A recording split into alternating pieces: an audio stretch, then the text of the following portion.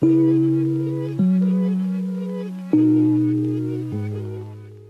my name is David Zwaska. I'm a partner here at Merel Family Law. Today we're going to be talking about allocation of parental responsibilities, also known as child custody, and the best interest standard, the factors that the court looks at, and whether or not those are open to interpretation.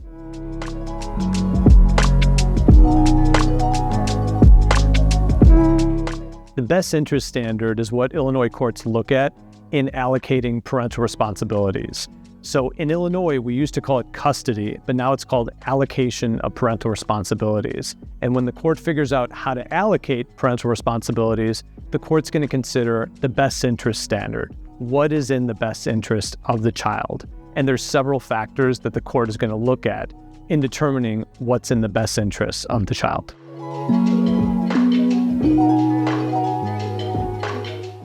So ultimately, the judge determines what's in the best interest of the child.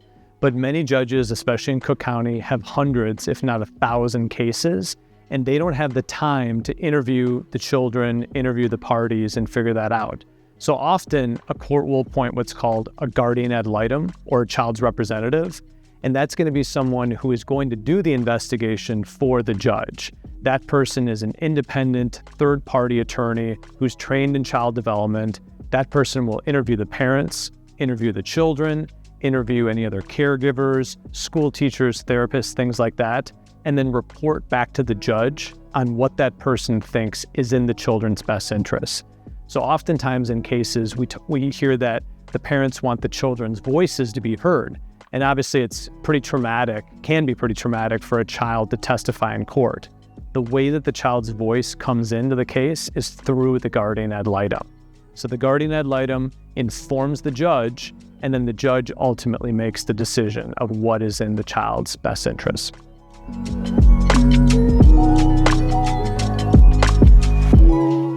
So there's several factors that the court's going to look at.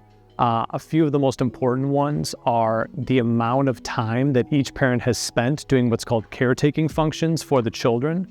Those are things like wake-up routine, bedtime routine, helping with homework, helping with personal hygiene, things like that, and who's done that the most in the last 24 months.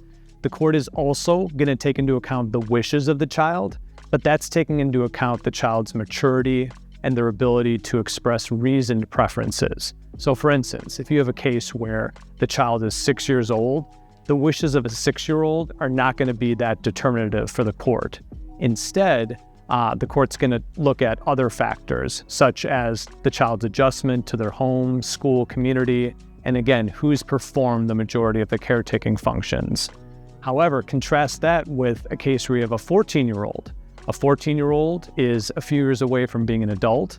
Many 14-year-olds are mature and able to express reasoned preferences, so the court is going to listen to that. However, also consider that a 14-year-old or other high schooler might want to be with the parent that has less boundaries, doesn't have a curfew.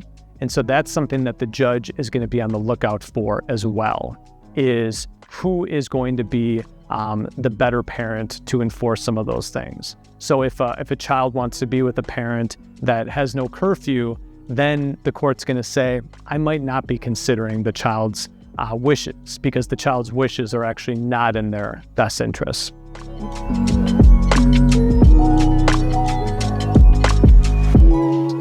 So the allocation of parental responsibilities, you can think of it as having two prongs. The first prong is going to be parenting time, and the second prong is going to be decision making. So the first prong, parenting time, that's going to be who has the child on what days and what times. And oftentimes we refer to a rotating 2-week schedule.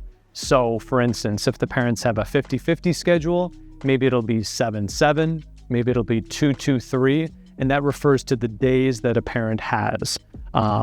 Whereas decision-making responsibilities, that is who's going to be responsible for the major health, education, extracurricular, and religious decisions. So those are the four main buckets of decisions in Illinois. And the court decides, are the parents going to make those jointly, or is one parent going to have final decision-making for those? In general, the court wants to have both parents involved. And so a starting point is going to be joint decision-making unless somebody tells the court otherwise. And if there's a lot of conflict and inability to co-parent, then the court might say, well, I'm going to have the parents try to make joint decisions, but in the event of a disagreement, one parent's going to have final decision-making. And when we used to have custody used to be a winner-take-all. It would be you either win custody or you lose it.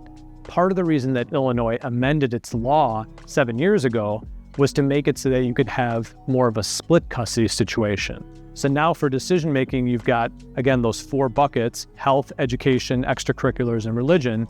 The court could give 2 of those to one parent and 2 of those to another parent.